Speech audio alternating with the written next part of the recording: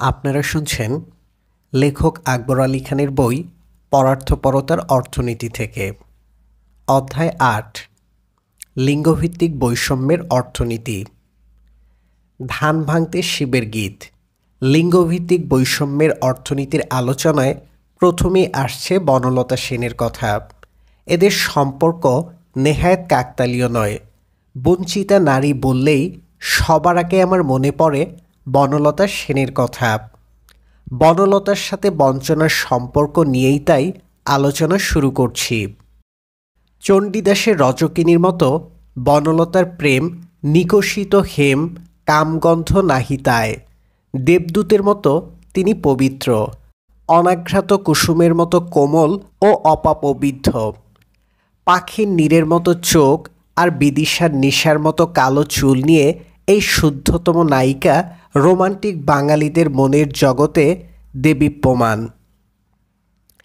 জীবনানন্দের কবিতায় আমরা তার অলক সাধারণ রূপের বর্ণনা পাই, কিন্তু তার সামাজিক পরিচয় সম্বন্ধে কিছুই জানি না। তাই প্রথমেই আমাদের মনে প্রশ্ন জাগে, কেই বনলতা সেন? অবশ্য শিল্প সাহিত্যের ইতিহাসে এই ধরনের সমস্যা মোটেও নতুন নয়। একই প্রশ্ন উঠেছে শেক্সপিয়ারের সনেটের কৃষ্ণ রমণীকে নিয়ে।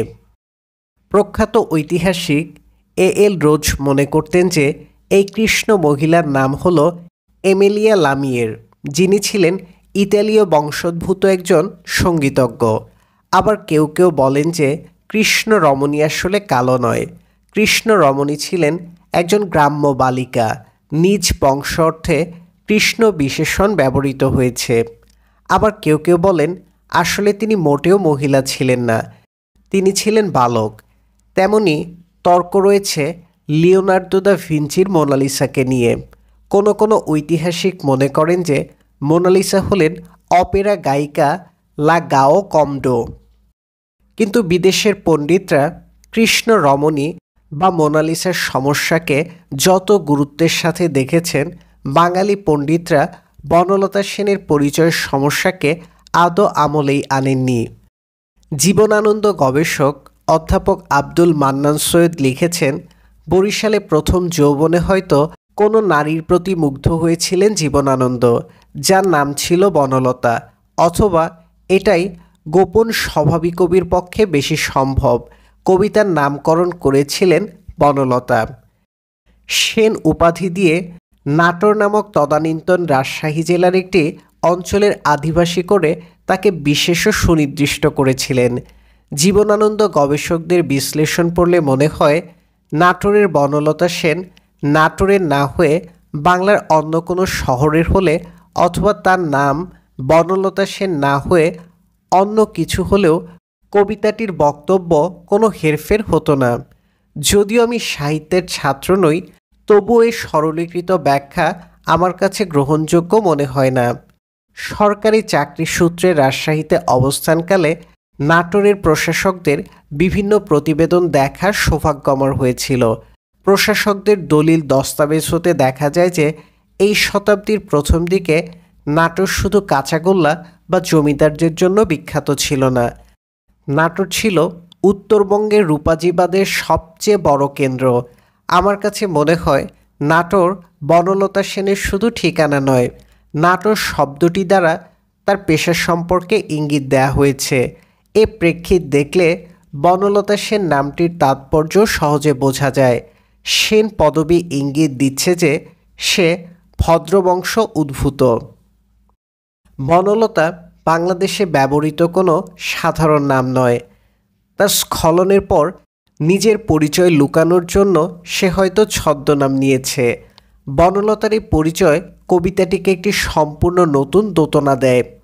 এখন আমরা বুঝতে পারি বনলতা সেন কেন কবিকে দুদণ্ডের শান্তি দিয়েছিল, বুঝতে পারি কেন কবির অভিসার নিশীথের অন্ধকারে এবং দূর অন্ধকারে। এ পটভূমিতে দেখতে গেলে এতদিন কোথায় ছিলেন একটি সাধারণ প্রশ্ন নয়। বনলতা সেন যেন বলতে চাচ্ছে যে সে ইচ্ছে করে রূপাজীবার বৃত্তি গ্রহণ করেনি। তার জীবনে অনেক ঝড় ঝঞ্ঝা গেছে, সে দুঃসময়ে তার পাশে কেউ ছিল না। এতদিন কোথায় ছিলেন? একটি সৌজন্যমূলক প্রশ্ন নয়, এ হচ্ছে বিপর্যস্ত নারীদের আর্তনাদ। বনলতার পরিচয় পেলেই আমরা বুঝতে পারি কবি কেন কবিতার শেষে বলেছেন, সব পাখি ঘরে ফেরে। বনলতাদের সাথে দুদণ্ড সময় কাটালেও শেষ পর্যন্ত জীবনানন্দদের, বিবাহিত পুরুষদের স্ত্রীদের কাছে ফিরে আসতে হয়। বনলতাকে আলোকোজ্জ্বল পৃথিবীতে প্রকাশ্য পাওয়ার কোনো সুযোগ নেই।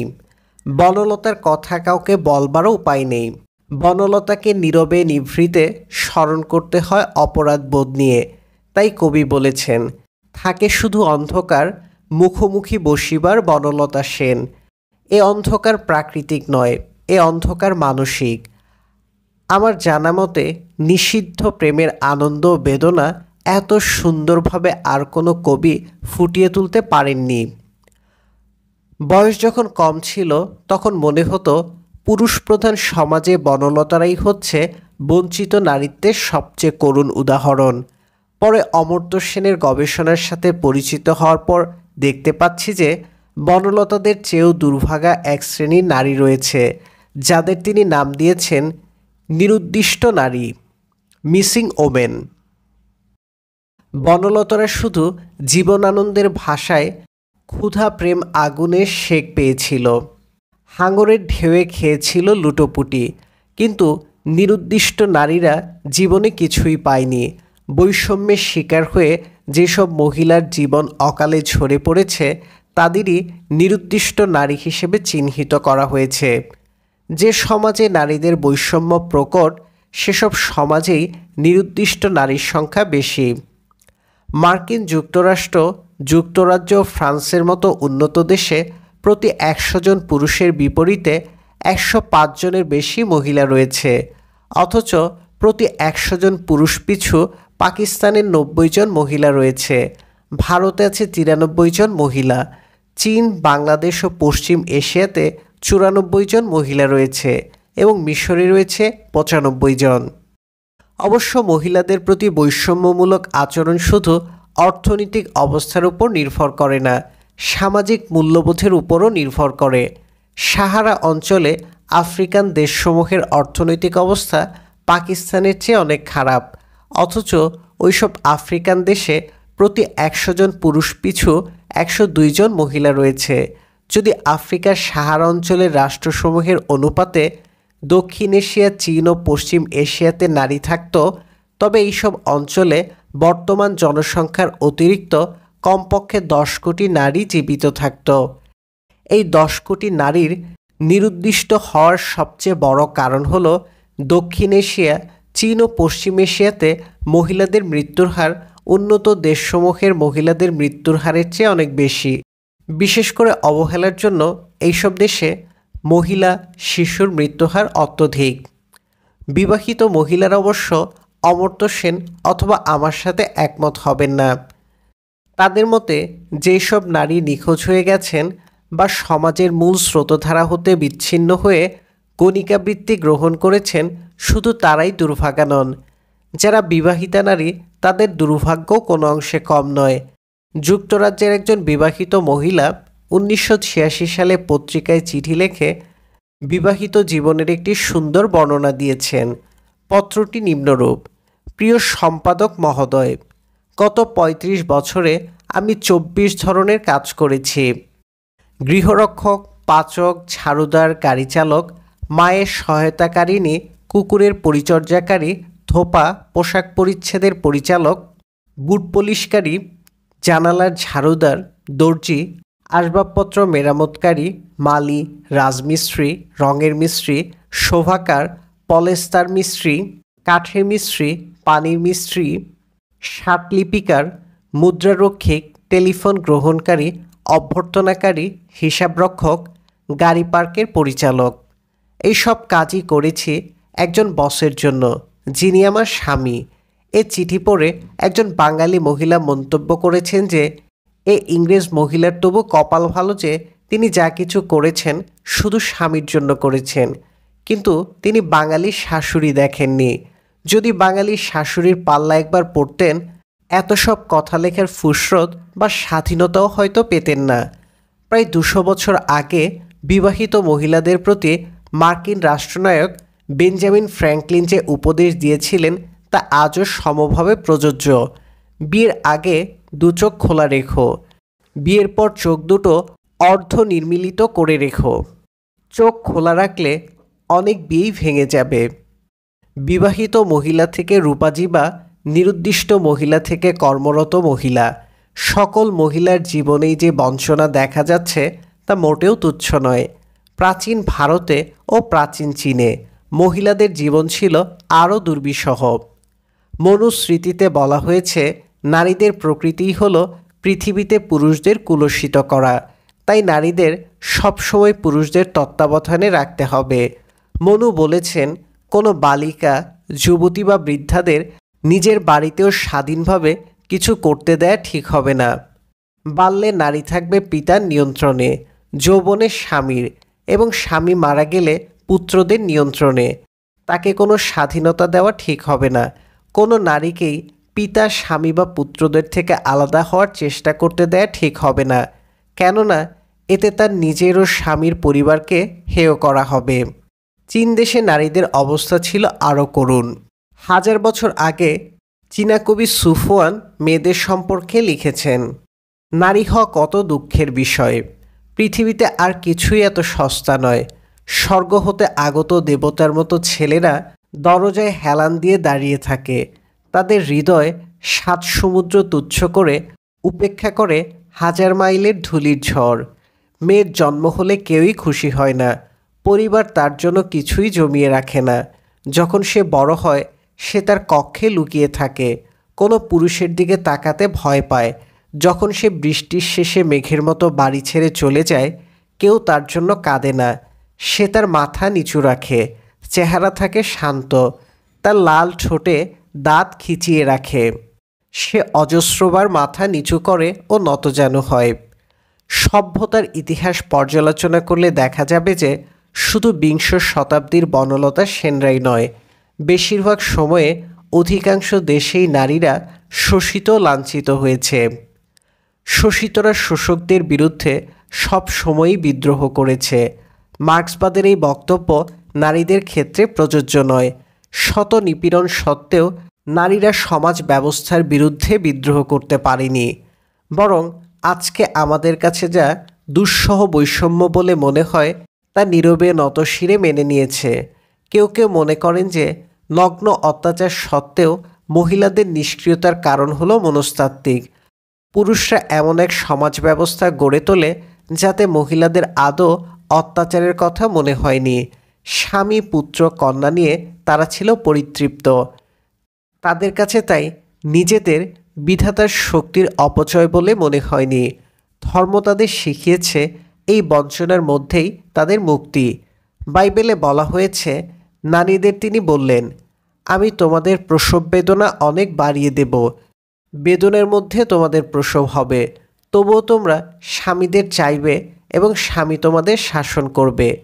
হিন্দু ধর্মমতে সর্বত্রই ধর্ম ও আদর্শবাদ পুরুষের শোষণকে মহিমান্বিত করেছে। তবে জীববিজ্ঞানীদের মতে পুরুষের শোষণের ভিত্তি মনস্তাত্ত্বিক বা আদর্শগত নয়, এর পেছনে রয়েছে জৈব তাড়না। অন্য প্রাণীদের তুলনায় মানব সন্তানদের পিতামাতার উপর অনেক বেশি সময় ধরে নির্ভরশীল থাকতে হয়। জৈব তাড়নার ফলে পুরুষ বহুভল্লায় আসক্ত। পুরুষ পরিবারের বন্ধন থেকে বের হয়ে আসতে চায়, তাই শত বঞ্চনার সত্ত্বেও সন্তানদের মানুষ করার জন্য নারীদের পুরুষের বন্ধনে আটকে রাখতে হয়। নারীর আত্মত্যাগ ছাড়া মনুষ্য প্রজাতি বিলুপ্ত হয়ে যেত। তবুও প্রশ্ন ওঠে যে এত নিপীড়ন এতদিন ধরে যারা স্বাভাবিক বলে স্বীকার করে নিয়েছে, আজ কেন তারা এই বৈষম্যের বিরুদ্ধে সোচ্চার হচ্ছে? সমাজবিজ্ঞানী ফুকুয়ামার মতে এর দুটো কারণ রয়েছে। প্রথমত, নারীদের গড় আয়ুর প্রত্যাশা অনেক বেড়ে গেছে। একসময় মেয়েদের গড় আয়ুর প্রত্যাশা 55 হতে 60 বছরে সীমাবদ্ধ ছিল। 30 থেকে 35 বছর বয়সে যে সন্তান জন্ম নিত তার সম্পূর্ণ স্বাবলম্বী হতে হতে তাদের মায়েদের আয়ুষ্কাল শেষ হয়ে যেত। অর্থাৎ 25 বছর যদি সন্তানের আত্মনির্ভরতার বয়স হিসাব করা হয়। আজকে শিল্পোন্নত দেশসমূহে মেয়েদের গড়ায়ুর প্রত্যাশা প্রায় ৮০ বৎসর। এর ফলে এদের জীবনের একটি উল্লেখযোগ্য অংশ সন্তানদের থেকে বিচ্ছিন্ন অবস্থায় থাকতে হয়। কাজেই নারীদের জন্য পারিবারিক বাধ্যবাধকতা অনেক কমে গেছে। দ্বিতীয়ত, অতীতে মেয়েদের নিরাপদ জন্ম নিয়ন্ত্রণের সুযোগ ছিল সীমিত। জন্ম নিয়ন্ত্রণ সহজ হওয়ার ফলে মেয়েদের পক্ষে তাদের ইচ্ছামতো সন্তান নেয়ার ক্ষমতা জন্মেছে। আজকের মেয়েরা তাই পরিবারের নামে যে কোনো অত্যাচার সহ্য করতে রাজি নয়। নারীদের ইতিহাসে বিংশ শতাব্দীর অভিজ্ঞতা পূর্ববর্তী ইতিহাসের চেয়ে সম্পূর্ণ ব্যতিক্রমধর্মী। বর্তমান শতাব্দীতে বিভিন্ন দেশে নারী আন্দোলনই শুধু জোরদার হয়ে ওঠেনি, নারীরা ভোটাধিকার সহ বিভিন্ন অধিকার আদায় করতে সমর্থ হয়েছে। কাজেই প্রশ্ন উঠেছে, বিংশ শতাব্দীতে নারীদের মর্যাদা কি সত্যি সত্যি বেড়েছে? অনেকে মনে করেন যে এ সম্পর্কে সুস্পষ্ট জবাব দেওয়া সম্ভব, আবার অনেকে মনে করেন যে প্রাপ্ত উপাত্তসমূহ অনেক ক্ষেত্রেই বিভ্রান্তিকর। এ প্রসঙ্গে অনেকেই জৈন নৃতত্ত্ববিদের অভিজ্ঞতা স্মরণ করে থাকেন। এই নৃতত্ত্ববিদ দ্বিতীয় মহাযুদ্ধের আগে বার্মার গ্রামাঞ্চলে গবেষণা করেন। তিনি দেখতে পান যে মেয়েরা পুরুষদের পেছনে হাঁটে। দ্বিতীয় মহাযুদ্ধের পর তিনি বার্মাতে গিয়ে দেখেন যে গ্রামাঞ্চলে মেয়েরা পুরুষদের সামনে হাঁটছে। নৃতত্ত্ববিদ ভাবলেন যে বার্মাতে মেয়েদের সামাজিক অবস্থানের বিরাট পরিবর্তন হয়েছে, তাই মহিলারা পুরুষদের পেছনে না হেঁটে সামনে হাঁটছে। কিছুদিন পর তিনি একজন পুরুষের কাছে এত বড় বিপ্লবের কারণ জানতে চাইলেন। পুরুষটি তাকে বলল যে জাপানিরা পিছু হটার সময় অনেক মাইন পুঁতে গেছে, তাই পুরুষরা সামনে না গিয়ে মহিলাদের সামনে হাঁটতে বাধ্য করছে। মহিলারা পুরুষদের সামনে হাঁটলেও গ্রামাঞ্চলে বার্মার মহিলাদের সামাজিক পরিস্থিতি আরও খারাপ হয়ে গেছে। শিল্পোন্নত দেশসমূহে সাধারণত বিশ্বাস করা হয়ে থাকে যে নারীদের আর্থিক অবস্থার উন্নতি হয়েছে। শিল্পোন্নত দেশসমূহে নারীদের শ্রমশক্তিতে অংশগ্রহণের হার অতি দ্রুত বেড়ে চলছে।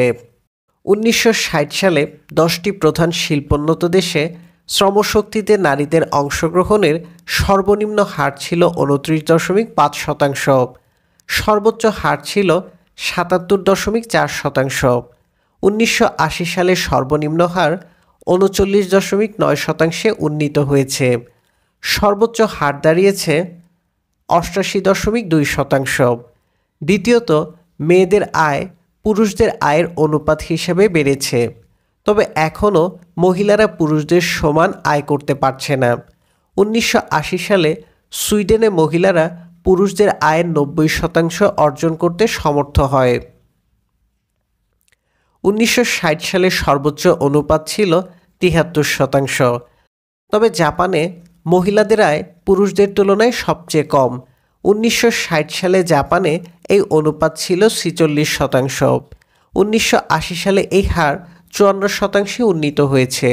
উপরিউক্ত উপাত্ত থেকে সামগ্রিকভাবে প্রতীয়মান হয় যে মহিলাদের আর্থিক অবস্থানের উন্নতি হয়েছে। অবশ্য কোনো কোনো অর্থনীতিবিদ মহিলাদের আর্থিক অবস্থানে উন্নতির অনুমান সমর্থন করেন না। তাদের বক্তব্য হলো যে এর উপাত্ত সঠিক হলেও নারীদের অবস্থানের পরিবর্তন বিশ্লেষণের জন্য এসব উপাত্ত যথেষ্ট নয়। এ প্রতিবাদী বক্তব্যের প্রধান প্রবক্তা হলেন স্ট্যামফোর্ড বিশ্ববিদ্যালয়ের অর্থনীতির অধ্যাপক ভিক্টর আর ফুশ। তিনি স্বীকার করেন যে মহিলাদের শ্রমশক্তিতে অংশগ্রহণের হার বেড়ে গেছে, কিন্তু তিনি একথাও স্বীকার করেন যে পুরুষ ও মহিলার মজুরির মধ্যে যে বৈষম্য ছিল তা হ্রাস পেয়েছে। তবু তিনি মনে করেন যে এইসব পরিবর্তন সত্ত্বেও মহিলাদের জীবন কুশলতার অবনতি ঘটছে, ওয়েলবিং। তিনি মনে করেন যে মেয়েদের শ্রমশক্তিতে অংশগ্রহণের হার বা মজুরির হার দেখাই যথেষ্ট নয়, মহিলাদের সামগ্রিক আর্থিক অবস্থান দেখতে হবে। 3টি বিষয়ে নারীদের আর্থিক অবস্থানে অবনতি দেখা যাচ্ছে। প্রথমত, পুরুষদের তুলনায় মহিলাদের অবসর কমে গেছে। দ্বিতীয়ত, মহিলাদের মধ্যে অবিবাহিতের সংখ্যা বাড়ছে। কাজেই পরিবারের যৌথ আয়ের তুলনায় অবিবাহিত মহিলাদের আয় কমেছে। তৃতীয়ত, পিতৃ পরিচয়হীন শিশুদের লালন পালনের দায়িত্ব অবিবাহিত মায়েদের উপর পড়ছে। কাজেই সামগ্রিকভাবে মহিলাদের জীবন কুশলতার উন্নতি হয়নি। দারিদ্র্যের মহিলায়ন ঘটেছে, ফেমিনাইজেশন। এই প্রতিবাদী বক্তব্য স্বীকার করে নিলেও শিল্পোন্নত দেশসমূহে অন্তত একটি ক্ষেত্রে মহিলারা পুরুষদের চেয়ে এগিয়ে আছে, তারা পুরুষদের চেয়ে বেশি দিন বাঁচে। দক্ষিণ এশিয়ার মতো উন্নয়নশীল অঞ্চলে মহিলাদের অবশ্য এ সান্ত্বনাও নেই।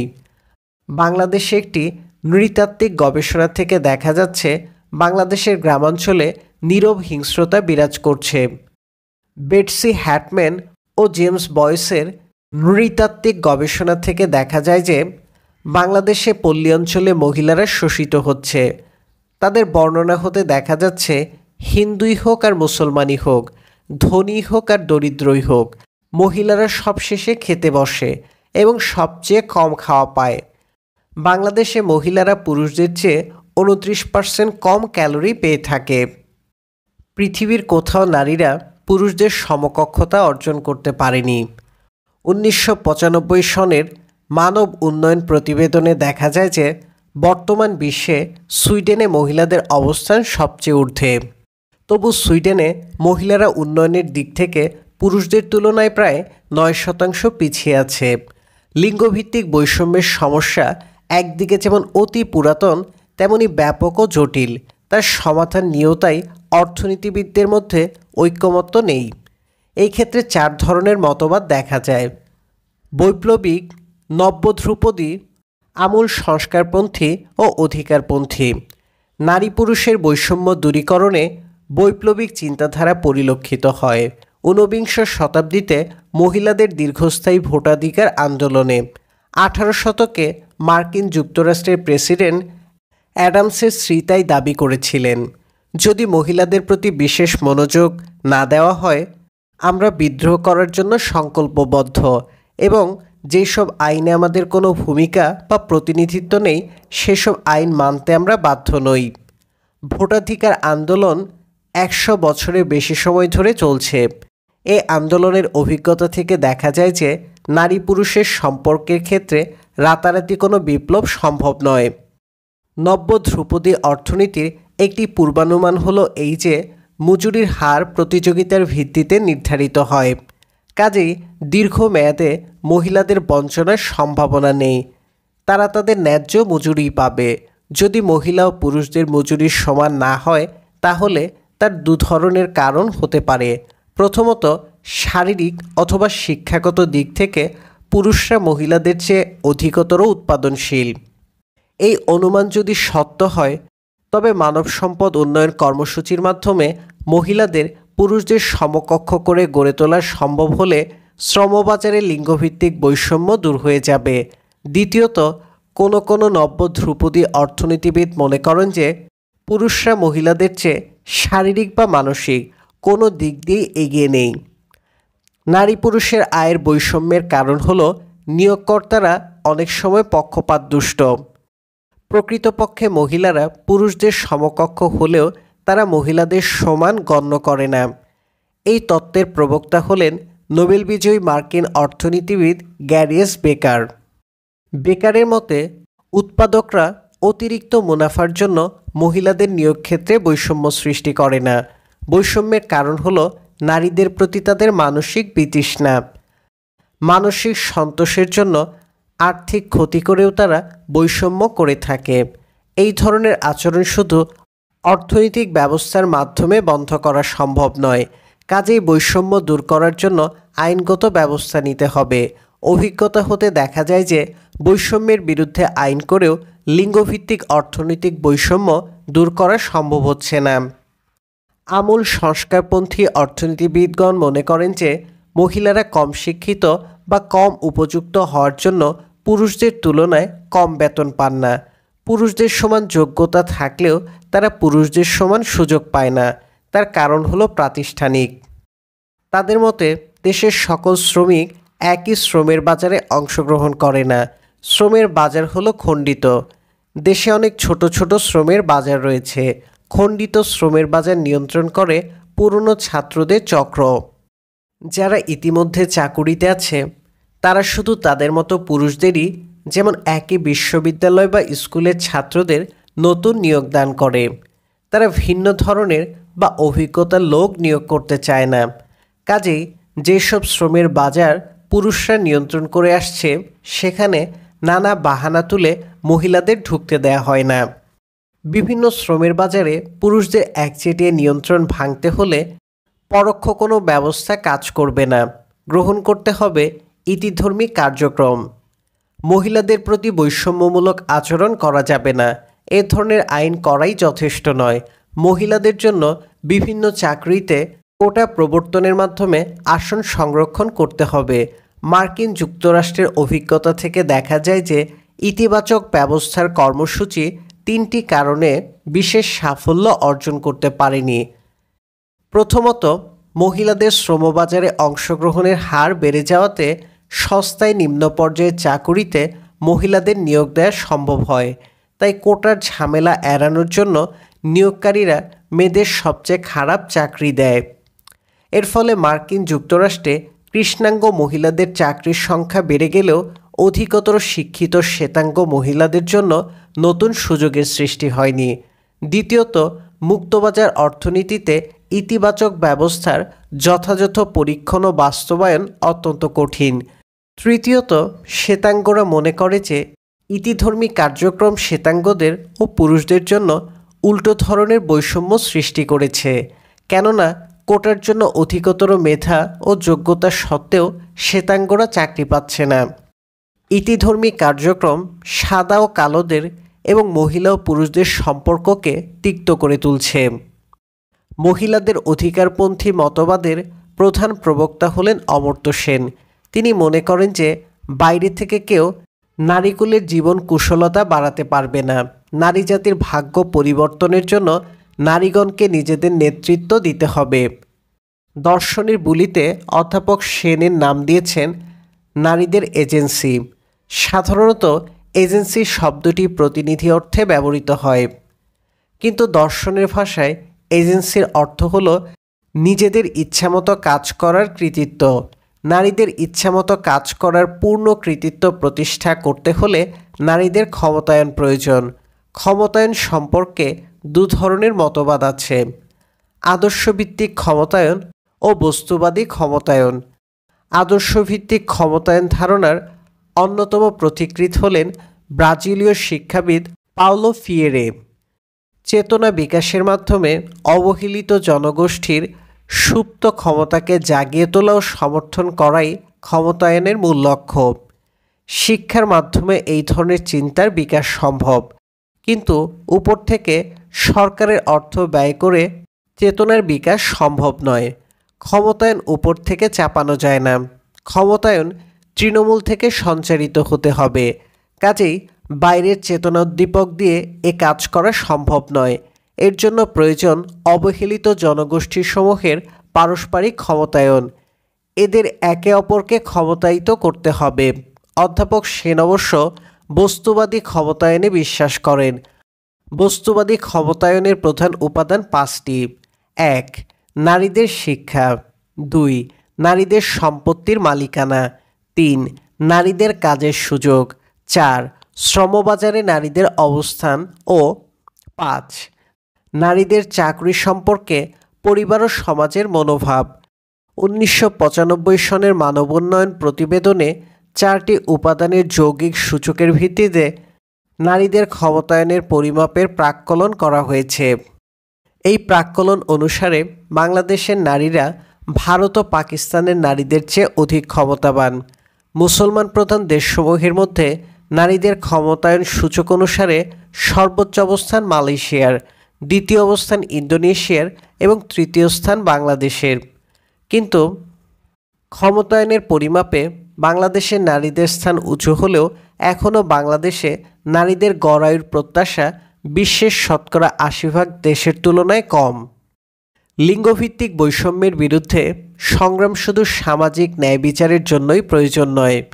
অবহেলিত নারীরা অর্থনৈতিক উন্নয়নের ক্ষেত্রে প্রতিবন্ধক হয়ে দাঁড়িয়েছে। বাস্তব অভিজ্ঞতা হতে দেখা যাচ্ছে যে নারীদের আর্থিক অবস্থার উন্নতি হলে জন্মশাসন অধিকতর সফল হয়। নারী শিক্ষার হার বেড়ে গেলে জনসংখ্যার প্রবৃদ্ধি কমে যায়। বাংলাদেশের অভিজ্ঞতা হতে দেখা যায় যে আর্থিক কর্মকাণ্ডে নারীরা পুরুষদের চেয়ে অনেক বেশি সৃজনশীল ও দায়িত্ববান। বাংলাদেশের অধিকাংশ মহিলা ঋণের টাকা ফেরত দেয়, কিন্তু অধিকাংশ পুরুষ দেয় না। বাংলাদেশে মহিলারা অতি সামান্য ঋণ নিয়ে পরিবারের আর্থিক অবস্থানের বৈপ্লবিক পরিবর্তনের সূচনা করেছে। ভারতের অভিজ্ঞতা হতে দেখা যাচ্ছে যেসব অঞ্চলের জনসংখ্যাতে মহিলাদের অনুপাত বেশি, সেই সব অঞ্চলে অন্যান্য অঞ্চলের তুলনায় কম অপরাধ সংগঠিত হয়। উন্নয়নশীল দেশসমূহের জন্য নারীদের উন্নয়ন সামগ্রিক উন্নয়নের সবচেয়ে সহজ পথ। 1995 সনের মানব উন্নয়ন প্রতিবেদনে যথার্থই বলা হয়েছে, লিঙ্গভিত্তিক না হলে মানব উন্নয়ন বিপন্ন হবে।